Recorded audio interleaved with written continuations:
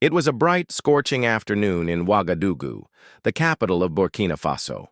President Ibrahim Traoré had just concluded an unexpected visit to a local school. His convoy sat quietly at the curb, engines humming softly, when something unusual caught his eye. By the roadside, a man sat slumped against a cracked, dusty wall, his tin cup lying in front of him. His clothes were tattered, hair streaked with uneven patches of gray, and his sunken eyes told the painful story of years of hardship. Passers-by hurried past him, barely glancing at his figure, as though he were part of the pavement itself. Ibrahim's brow furrowed. There was something oddly familiar about him.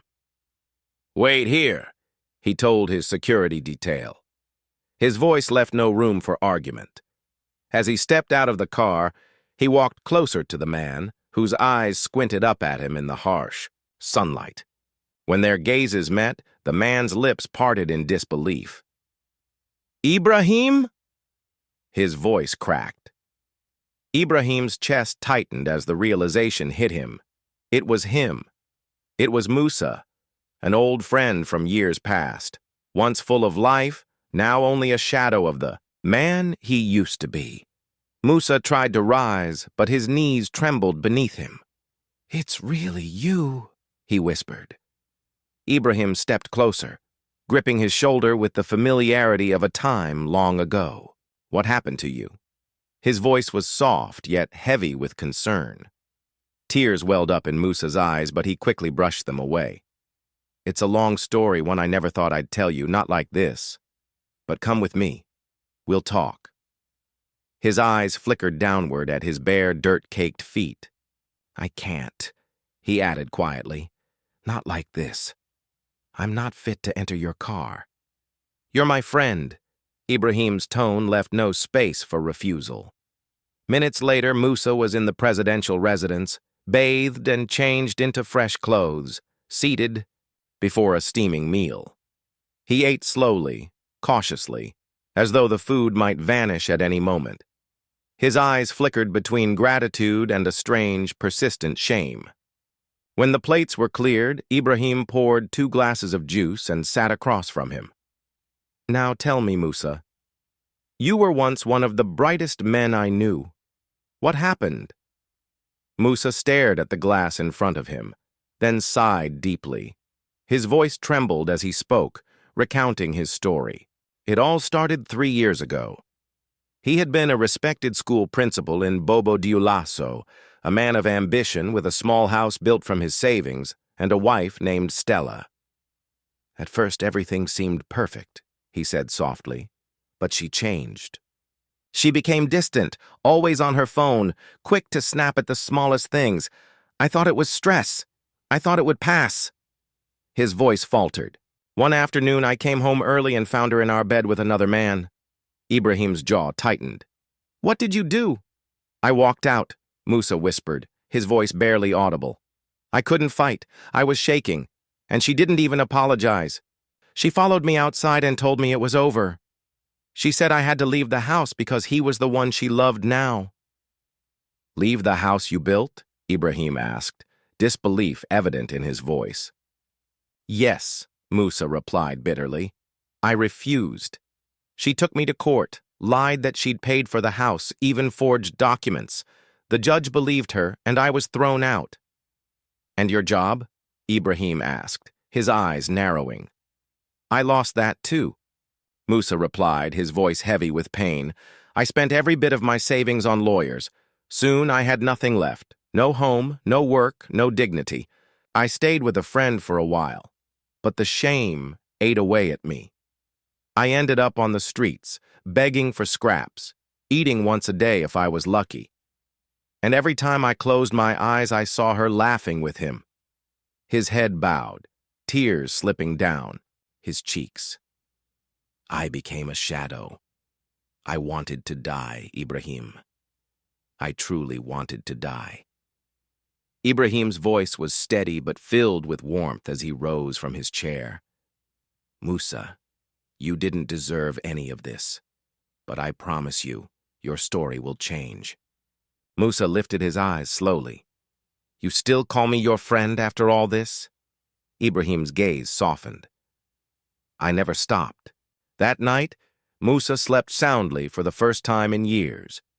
Meanwhile, Ibrahim sat in his office, papers scattered before him, but his thoughts were entirely on his old friend, Musa, the man who had once stood by his side, sharing books, defending him from bullies and urging him to dream.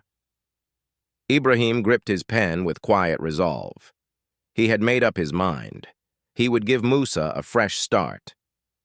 That night, Musa slept soundly for the first time in years.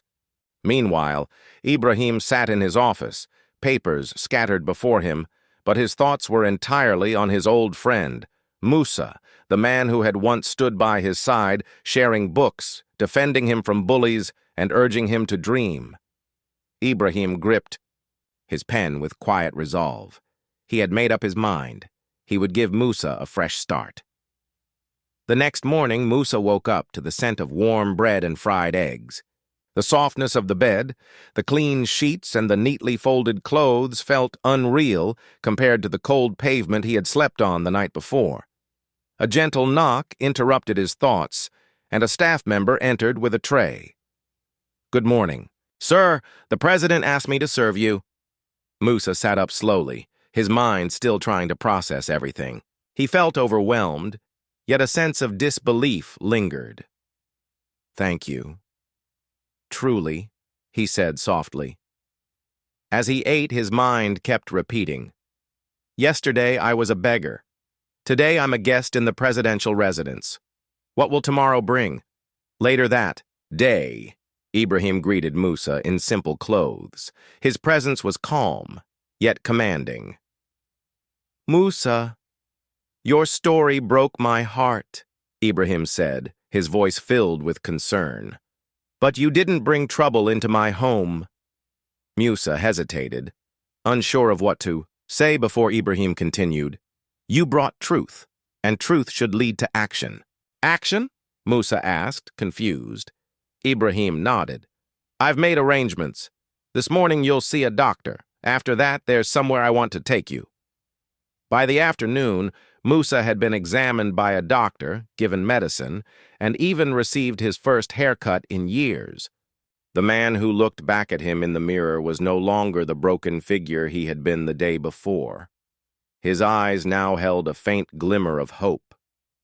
Ibrahim then took him to the outskirts of the city, stopping before a small house with a neat garden. Musa's voice faltered. It's beautiful. Whose house is this? Ibrahim smiled. It's yours. Musa couldn't believe what he was hearing. Ibrahim, this is too much. Ibrahim reassured him. It's fully paid. No one can take it from you. Musa shook his head, overwhelmed. Why would you do this for me? He whispered. Ibrahim's gaze softened. Because I remember who you are. You gave me books when I had none. You defended me when I was alone. You believed in me before I believed in myself. Musa stood in stunned silence. Ibrahim placed a hand on his shoulder. I'm doing for you what you once did for me, he said. Musa's heart swelled with gratitude. I only did what friends do, he murmured, his voice thick with emotion. Inside the house, everything was warm and inviting. The cozy living room, the clean kitchen, and the bright bedroom all offered him a sense of peace he hadn't felt in years. There was even a small office with a desk and bookshelf. Ibrahim smiled at him. I've also opened a bookshop and school supply store for you, he explained. It's next to a secondary school. You'll run it, and I'll cover the first year's expenses. I know your love for education. Let's put it to use. Musa's hands trembled as he looked around, taking in the beauty of everything. For the first time in years, my tears are not from pain but from hope, he whispered, overwhelmed by the kindness. Over the next few weeks, Musa's life transformed. He ran the bookshop with discipline and care, just as he had once run his school. Students came daily for pens, notebooks, and textbooks, and some even stayed to ask questions about their studies. Musa never turned them away. He shared his knowledge with the same generosity he had once shown Ibrahim. Word spread quickly through the community.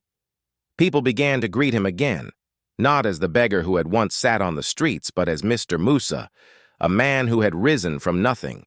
One Saturday afternoon, while Musa was arranging books in the shop, he heard a soft voice behind him. "Musa." He turned and froze. Standing at the door was Stella, his ex-wife. Her face was pale, her clothes plain and worn, and beside her sat a small suitcase. "Can we talk?" she asked quietly, her voice filled with uncertainty. Musa's heart skipped a beat. He hadn't seen her in years. "What do you want, Stella?" he asked, folding his arms, his gaze unwavering. Stella's eyes filled with tears as she spoke.